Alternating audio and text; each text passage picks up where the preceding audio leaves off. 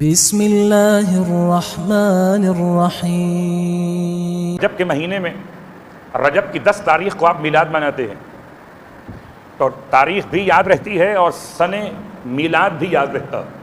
195 سن ہجرت امام تقی جواد کی آمد کا سن، اور اسی اعتبار سے رجب میں البتہ اتنی مٹھائیاں اور اتنی میلادیں ہو رہی ہوتی ہیں کہ بھول جاتے ہیں امام کی سیرت کو بیان کرنا۔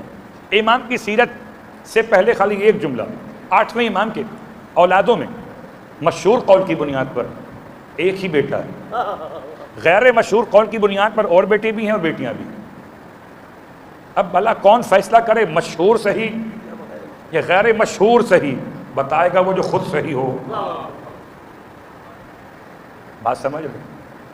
یعنی بچپن سے، روز اول سے امام ہے مبارک، امام ہے باعث برکت۔ برکت کا مطلب کیا؟ آئیے سمجھا دیتا ہوں۔ شاید خدا نے انتخاب کیا اسی لیے اپنے اس حجت کے لیے لقب جواد کا، جواد اور برکت سمجھ میں آ جائے۔ کیا مطلب؟ کہ دنیا کے سارے معاملات میں اگر آپ کو وسیلہ بنانا ہو، رزق کا مسئلہ ہو، اولاد کا مسئلہ ہو، اولاد کی شادی کا مسئلہ ہو، مکان کا مسئلہ ہو، یہ سواری کا مسئلہ، ہر مسئلے میں اگر برکت چاہیے تو امام تقی جواد کو وسیلہ بنائیے۔ اور اگر آپ تلاش کرنا چاہیں، اس سے پہلے بھی اشارتاً یہ بات آ چکی کہ دعائے توسل کی 2 طریقے سے روایت ہوئی ہے۔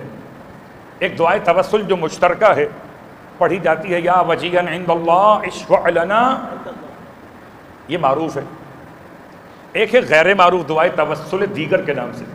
اس دعا کے کلمات کے اعتبار سے امام موسی کاظم علیہ السلام وسیلہ ہیں شفائے امراض کے لیے، امام رضا وسیلہ ہیں سفر میں کامیابی اور تحفظ کے لیے، اور امام تقی جواد وسیلہ ہیں وسعت رزق، دنیا کے مسائل کے حل۔ صلوات پڑھے محمد۔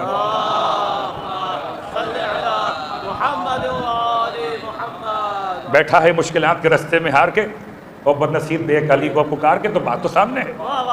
ہم نے پکار کے دیکھا ہی نہیں، ہمیں تو پتہ ہی نہیں ہے کہ رزق کے مسئلے میں پکارنا کسے ہے۔ ہو سکتا ہے یہ بات اس طرح سے واضح نہ ہوئی ہو۔ قبلہ کاؤنٹر بنے ہوتے ہیں الگ الگ، اور ہر کاؤنٹر پر آپ جائیں تو ہر کام نہیں ہوتا، سب سمجھانے کے لیے بیان کر رہا ہوں۔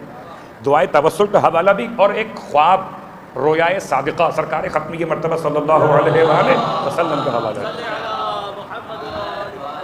کہ پیغمبر آخر الزمان نے حالت خواب میں آ کر اپنے بیٹوں کے حوالے سے بیان کیا، کس بیٹے کو وسیلہ بناؤ کس کام کے لیے۔ قبلہ آپ کے ہاتھ میں 12 چابیاں ہیں اور تالے بھی 12 ہیں۔ مجھے بتائیں ایمانداری سے، اگر آپ کو نمبر معلوم نہ ہو تو آپ ہر چابی ہر تالے میں گھمائیے گا، اور ہر چابی سے ہر تالا نہیں کھلتا، جس کی چابی ہو اسی سے وہ تالا کھلے گا۔ ان تالا اور چابی سیم ہونا چاہیے، جب تک سیم نہیں ہوگی۔ سیم کا مطلب کیا کو سمجھ رہے ہیں؟ سب چابیاں ہیں، سب چابیوں پر دندان بنے ہوئے، لیکن جیسے تالے کے دندان ہیں وہ الگ ہیں، باقی 11 چابیوں کے دندان الگ ہیں۔ تو اب اگر اتنا بھی سمجھدار مومن نہ ہو، اسے مومن کیسے؟ صلوات پڑھے محمد۔ اور مثال، قبلہ بلڈ پریشر ہائی ہو تو آپ شوگر کی دوا نہیں لیتے، ہے وہ بھی دوا ہے یہ بھی دوا، جیسا مرض ویسی دوا، جیسا مرض ویسی دوا۔ شوگر کا مسئلہ ہو تو بخار کی دوا لیں گے؟ نہیں، سب دوائیاں جو چاہو لے لو، نہیں، جیسا مرض ویسی دوا۔